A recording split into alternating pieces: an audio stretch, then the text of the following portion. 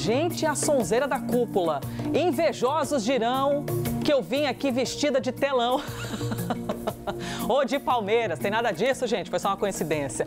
Setores ligados ao meio ambiente se disseram frustrados com aquela Carta de Belém, o documento que foi assinado no último dia da cúpula da Amazônia. O Observatório do Clima classificou o documento como sem compromissos concretos, já que não houve ali um consenso em relação a metas, né? Vamos fazer o quê? Até quando? Não bateram o martelo para uma meta para esse combate ao desmatamento, tampouco qualquer acordo sobre a exploração de petróleo na região amazônica. Por outro lado, o Itamaraty avaliou como positivo o encontro, onde os países da região amazônica puderam ali conversar. Para a gente poder falar de todos os problemas locais e desse bloco, a gente conversa agora com a advogada Brenda Brito, que é pesquisadora do Instituto do Homem e Meio Ambiente da Amazônia. Brenda, obrigada pela gentileza de estar com a gente aqui na CNN. Bom dia, Elisa. Muito obrigada pela oportunidade. A gente tem visto uma movimentação muito sensível, né, do ponto de vista de expectativas que não teriam sido supridas com a confecção desse documento e a ausência de metas. Então, quero ouvir o seu olhar. Qual que é a sua avaliação sobre a cúpula? Então, a gente pode olhar esse documento de duas formas. Eu acho que as duas avaliações acabam sendo corretas, tanto a do governo quanto a da sociedade civil, né?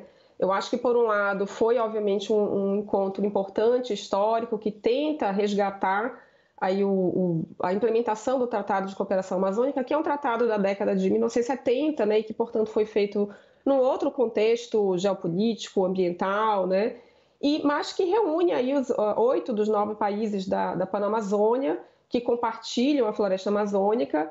E eu acho que a gente está agora num momento diferente, né, do que quando foi assinado o tratado. A gente está num momento em que a gente vive já na pele a crise climática, né, em todos os países do mundo, no Brasil, eventos climáticos extremos. A gente vive aí o risco do avanço da Amazônia representar o que a gente chama de ponto de não retorno da floresta, que é o avanço do desmatamento, mais a influência das mudanças climáticas, fazendo com que a floresta entre num processo de degradação. E eu acho que a Carta de Belém, ela, por um lado, é uma forma da gente olhar de uma forma diferente agora para o Tratado de Cooperação Amazônica, já talvez com essa ênfase socioambiental, climática, né, de um outro tipo de desenvolvimento na região.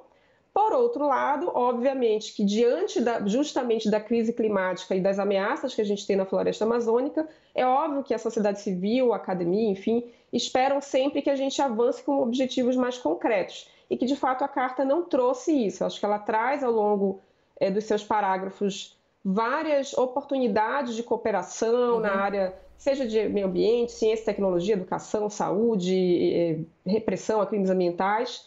Mas, de fato, a gente entende que faltou realmente uma coisa mais concreta, seja para desmatamento zero até 2030, como o Brasil assumiu recentemente esse objetivo, e também em relação à questão do fim da exploração do petróleo, que foi um pouco a demanda que o próprio presidente da Colômbia, né, Gustavo Petro, trouxe durante a cúpula, né?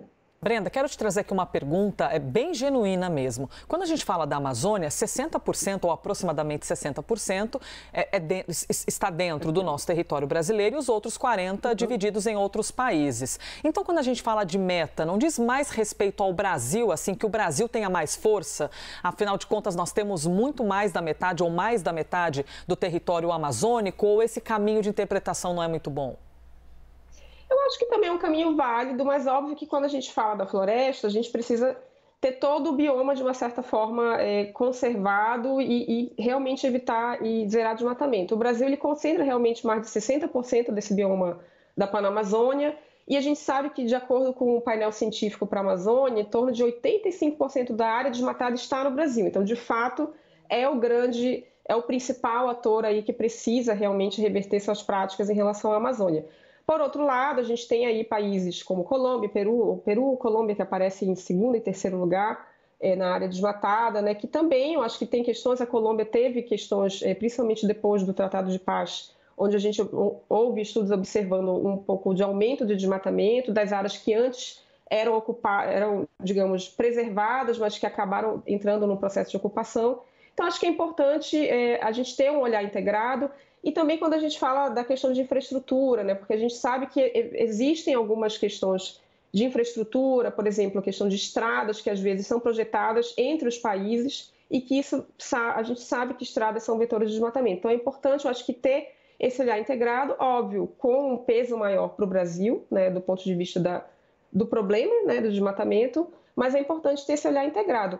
E acho que um outro ponto importante também, Elis, é que a gente também sabe de levantamentos mais recentes, como do Fórum de Segurança Pública do Brasil, brasileiro, que a gente tem vetores hoje em dia, ou atores envolvidos em crimes ambientais, que muitas vezes estão espalhados nesses outros países. Então, quando a gente fala, por exemplo, do envolvimento de setores de narcotráfico, por exemplo, se envolvendo com criminalidade ambiental no Brasil e muitas vezes relacionados a rotas que estão vindo desses outros países amazônicos. Então, é importante ter essa integração.